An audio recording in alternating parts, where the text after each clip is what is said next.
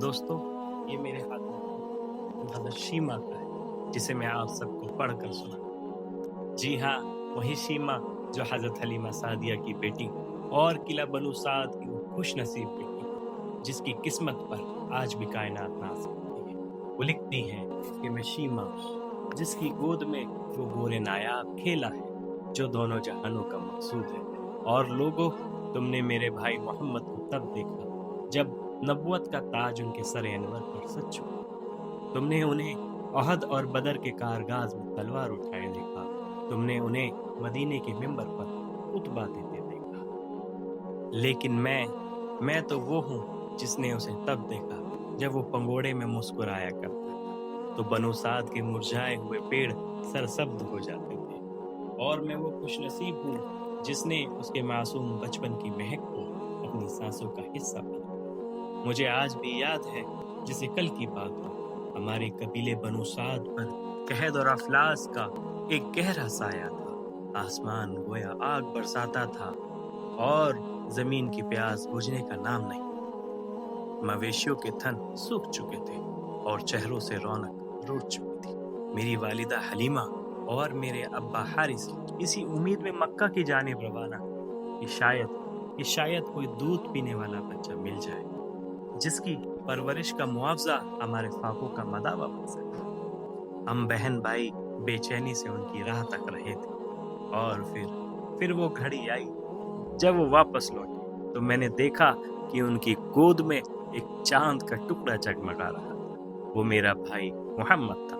कसम रब्बे काबा की, उसके नन्हे कदम हमारे खैमे में क्या लगे, हमारी तो दुनिया ही बदल गई। वीरानियों ने मुंह मोड़ लिया और बाहर उमर आई, हमारी वो कमजोर लागर उठनी जो चलने से भी कासिर थी। उसका थन दूध से झलक पड़ा। हमारे घर में बरकतों का नुज़ूल यूं हुआ जैसे बंजर सहरा पर रहमत की मूसलाधार बारिश बरस गई और हर सू हरियाली छा गई। और जब मेरी वालिदा हलीमा घर के कामों में मशगूल हो जाती, तो उस अजीम और नन्हे मेहमान की निगरानी का शर्फ मुझे हासिल होता। वो जिम्मेदारी भी क्या कामाल की शहादत थी। मेरे दिन का आगाज उसके मासूम चेहरे के दीदार से और शाम उसकी खिदमत में जाती। मैं उसे अपनी गोद में उठाती तो महसूस होता कि मैंने सारी कायनात उठा रखी है। वो आम बच्चों जैसा हरगिज नहीं, ना बेवजह जिद करता, ना रोता, ना कपड़े मेले करता। उसकी गहरी और रोशन आंखों में एक ऐसी कशिश थी कि जब मैं उसकी जानिब देखती तो मुझे गुमान होता कि आसमान के सितारे जमीन पर उतरकर उसकी भलाई ले रही। हमारी कबीले की दूसरी लड़कियां भी अपने भाइयों को उठाए फिरती थी और हर बहन का ये फितरी मान होता है कि उसका भाई सबसे हसीन है। जब कोई सहेली अपने भाई के हदोहाल की तारीफ करती और कहती कि देखो मेरे भाई जैसा रंग रूप किसी का नहीं, तो मैं मुस्कुरा देती, क्योंकि जब मैं अपने भाई मोहम्मद को गोद में लेकर खैमे से बाहर निकलती तो मंजर ही कुछ और हो जाता। उसका हुस्न जमाल ऐसा था कि आफताब भी अपना मुंह छिपा ले। और मैं फकर और नाज से अपनी सहेलियों से कहती, ये हुस्न फानी नहीं है, ये तो रब्बे लम यजल का खास नूर है। और फिर जब वो मेरे साथ रहता तो ऐसे अजीब वाक़यात होते।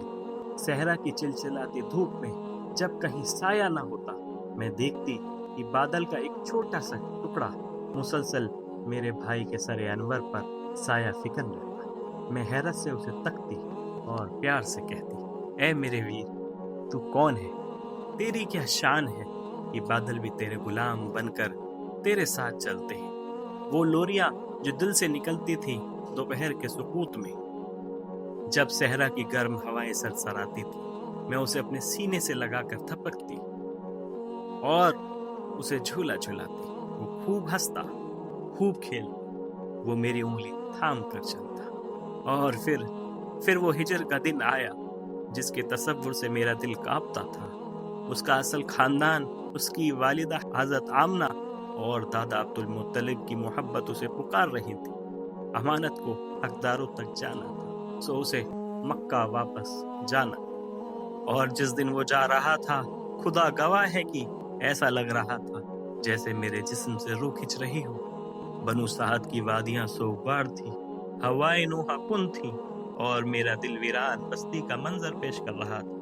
वो चला गया और अपने पीछे अपनी यादों की ऐसी खुशबू छोड़ गया जो आज तक मेरे वजूद में महक रही। मैं घंटों उन पथरीले रास्तों को तकती रहती जिन पर उसके कदमों के निशान थे, और फिर इसी तरह सालों पर साल बीतते चले गए। और फिर कुछ सालों के बाद खबर आई कि उसने नबूवत का दावा किया है, वो अल्लाह का रसूल है। और फिर सुना कि मक्का वालों के जुल्म सह न सका और मदीना हिजरत कर गया। मेरा दिल जोर से धड़कता कि शीमा, ये वही है, ये वही तेरा भाई है जिसके लिए तूने सरदारी की दुआएं मांगी थी। देख, तेरी लोरियों की लाज आज रब ने रख ली, आज वो वाकई दोनों जहानों का सरदार बन। लेकिन हालात की सितन ज़रीफी, कबाइल बंदिशें और वक्त की गर्द दरमियान में ऐसी हाइल रही कि दीदार की प्यास बुझ न सकी। फिर हिजरत हुई, जंगें हुई और मक्का फतह हुआ। और फिर वो दिन आया जिसने मेरी जिंदगी को एक नया मोड़ दे दिया। वो दिन था यौम हुनैन। मेरी कौम ने मुसलमानों के खिलाफ लश्कर जोड़ा। हमने सोचा था कि हम जीत जाएंगे, लेकिन अल्लाह का फैसला कुछ और था। मुसलमानों को फतह हुई और हम हार गए। हमारे लोगों को रस्सियों से जकड़कर जाराना के मुकाम पर लाया गया। सबके हाथ बंधे थे, सिर पर धूल थी और दिल खौफ में था।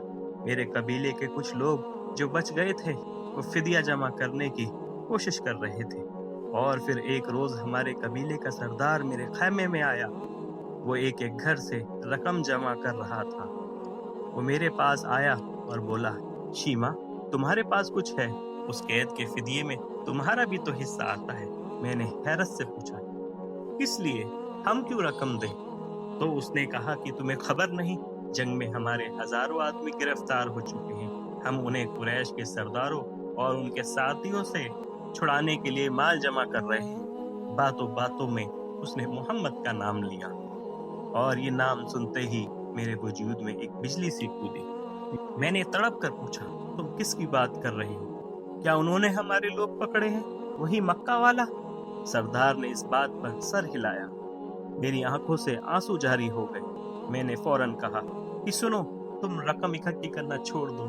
ये बकरियां और ये चंद सिक्के उन्हें राजी नहीं कर सकते। मुझे अपने साथ ले चलो। वो हैरान हुआ और बोला, बुढ़िया, तुझे साथ ले चले? तू वहां जाकर क्या करेगी? तो मैंने यकीन से कहा कि तुम नहीं जानते, वो मेरा भाई लगता है, वो मेरा दूध शरीक भाई है। अगर वही मोहम्मद है जिसे मैं जानती हूँ तो वो अपनी बहन को कैद में नहीं देख सकता। हम रवाना हुए। रास्ते भर मेरा दिल धक धक कर रहा था, क्या वो मुझे पहचानेगा? वो तो अब नबी है, बादशाह है, हजारों लोगों के साथ रहता है, और मैं तो एक बूढ़ी, कमजोर और देहाती औरत। जब हम मुसलमानों के लश्कर के करीब पहुंचे तो मंजर ही कुछ और था। घोड़े, खैमे और नंगी तलवारें और पहरा देते साहबा इकराम की हैबत ऐसी कि किसी की मजाल न थी कि आगे बढ़े। मैं जैसे ही आगे बढ़ी, पहरेदारों ने तलवार सौंत ली। आवाज गूंजी, ए देहाती औरत, रुक जा, देखती नहीं आगे रसूल का खेमा है। यहाँ तो जिब्राइल भी इजाजत के बगैर नहीं आते। तो तुम कौन हो? लेकिन उस लम्हे मुझे अपनी नहीं, उस रिश्ते की फिक्र थी। मैंने उनकी चमकती तलवारों की परवाह किए बगैर बुलंद आवाज में कहा, मेरी राह छोड़ दो। तुम नहीं जानते, मैं तुम्हारे नबी की बहन लगती हूँ। मैं हलीमा की बेटी शीमा हूँ। और मेरे लहजे में सच्चाई की कुव्वत थी कि तलवारें झुक गई, रास्ता छोड़ दिया गया, पैगाम अंदर भेजा गया। दिल हलक में अटका हुआ था। फिर इजाजत मिली और मैं हुजूर सल्लल्लाहु अलैहि वसल्लम के नूरानी खैमे में दाखिल हुई। वो मुलाकात जिस पर फरिश्ते भी रश करें, मैंने सामने देखा। वो बिल्कुल मेरे सामने बैठे थे, चेहरे पर वही बचपन का नूर। वो मुझे देख रहे थे। आप सल्लल्लाहु अलैहि वसल्लम फौरन अपनी जगह से उठ खड़े हुए। सालों का फासला सिमट गया। आप सल्लल्लाहु अलैहि वसल्लम ने फरमाया कि बहन, कैसे आना हुआ? मेरी आवाज भर गई, या रसूलुल्लाह सल्लल्लाहु अलैहि वसल्लम, आपके लोगों ने हमारे बंदे पकड़ लिए, मैं उन्हें छुड़ाने आई हूँ। यहाँ एक इम्तिहान बाकी था।